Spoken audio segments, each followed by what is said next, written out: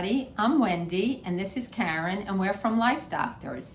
Now, today we're going to talk about stuffed animals and lice. And a lot of parents call us asking if they have to throw out all 150 stuffed animals in their kids' room, or should they just keep them, or what do you do about the stuffed animals that your child's playing with?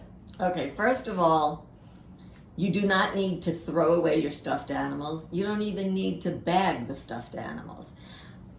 Lice do not want to live on a stuffed animal because there's no blood for them to feed on, and it's not the right temperature. They need the temperature of the head, human head. And so the lice will not live on your child's stuffed animal.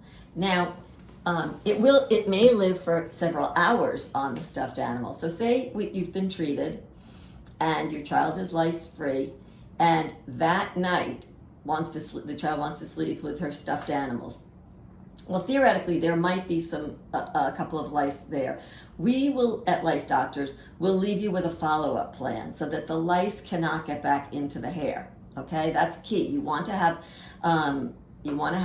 some kind of protectant on the hair so that if there is a stuffed animal that has lice living on it for that one night, the bugs cannot get back into the hair. However, after the first day, nothing can be alive on the stuffed animal, so you don't have to worry about it beyond that.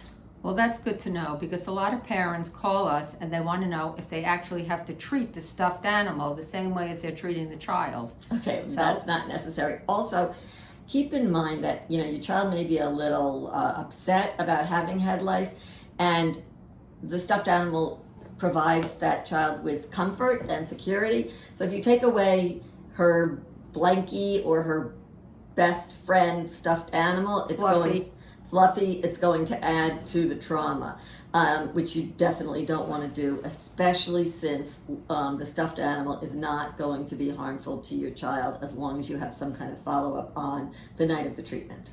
That is very useful information, and we hope we've helped you.